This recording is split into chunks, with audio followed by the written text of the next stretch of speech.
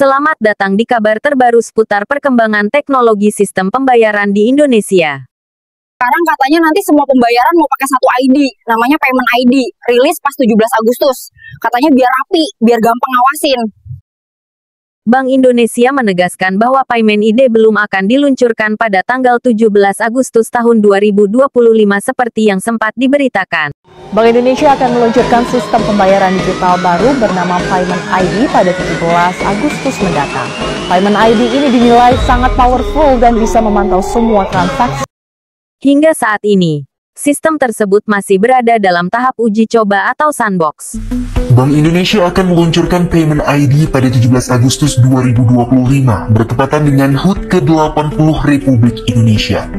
Payment ID adalah kode unik berbentuk kombinasi huruf dan angka yang terhubung dengan nomor induk kependudukan atau NIK dan merupakan bagian dari blueprint sistem pembayaran Indonesia 2030. Direktur Departemen Kebijakan Sistem Pembayaran BI Dudi Dermawan menyebut Payment ID sangat kuat karena dapat memantau transaksi keuangan masyarakat, mulai dari pendapatan, pengeluaran, pinjaman, hingga aktivitas seperti investasi, pinjol, dan judi. Selain memudahkan deteksi fraud, Payment ID juga membantu perbankan mengetahui profil keuangan calon nasabah dengan menyatukan data dari berbagai akun bank dan dompet digital. Meski begitu, penggunaannya tetap memerlukan persetujuan nasabah dan mengacu pada Undang-Undang Perlindungan Data Pribadi. Payment ID juga akan tersinkronisasi dengan data Dukcapil, sehingga akan otomatis dinonaktifkan jika pemiliknya meninggal dunia. Meski Bank Indonesia menjamin perlindungan data pribadi, pertanyaan pun muncul. Seberapa aman data kita jika seluruh informasi keuangan terhubung dalam satu ID? Kepala Departemen Kebijakan Sistem Pembayaran Bank Indonesia, Diki Kartikoyono, mengatakan bahwa sampai hari ini belum ada peluncuran resmi Payment ID, karena proses uji coba masih berjalan. Payment ID sendiri dirancang sebagai identitas unik berbasis nomor induk kependudukan atau NIK, yang dapat menggabungkan data dari berbagai sumber seperti rekening bank dan dompet digital.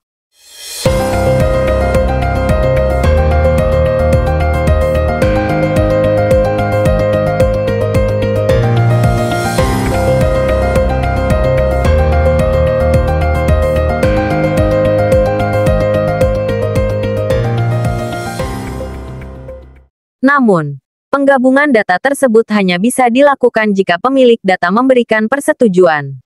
Sistem ini diharapkan dapat membantu meningkatkan inklusi keuangan, mempermudah penyaluran bantuan sosial, dan memberikan kemudahan bagi pelaku usaha kecil dan menengah dalam mengakses layanan perbankan.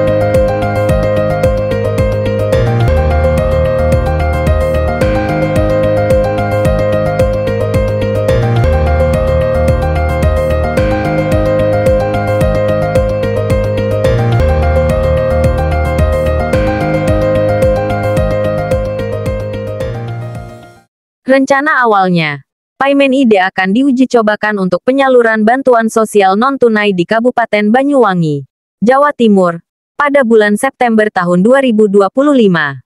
Bank Indonesia menyebut bahwa pihaknya masih menunggu regulasi resmi dari pemerintah terkait peran, mekanisme, dan tata cara penggunaan Payment ID. Terkait isu keamanan data, Bank Indonesia menegaskan bahwa sistem ini akan mematuhi Undang-Undang Perlindungan Data Pribadi. Artinya, data hanya bisa diakses dengan persetujuan pemilik, dan tidak digunakan untuk memantau seluruh aktivitas transaksi masyarakat.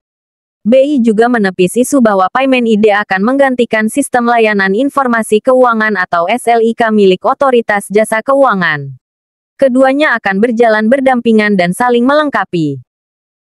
Dengan adanya Payment ID, diharapkan akan terbentuk sistem identifikasi transaksi yang lebih rapi dan terintegrasi, sehingga memudahkan pemerintah, lembaga keuangan, dan pelaku usaha untuk memproses transaksi, menyalurkan bantuan, serta melakukan analisis ekonomi secara lebih akurat.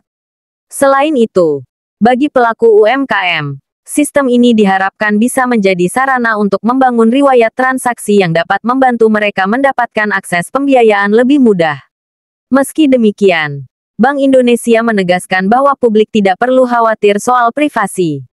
Semua data nasabah akan tetap aman dan hanya digunakan sesuai kebutuhan yang telah disetujui. Ke depan, keberhasilan Payment ID akan sangat bergantung pada proses uji coba, penyesuaian teknologi, kesiapan regulasi, dan tingkat penerimaan masyarakat. Demikian informasi terbaru terkait Payment ID yang saat ini masih dalam tahap uji coba dan belum siap diluncurkan.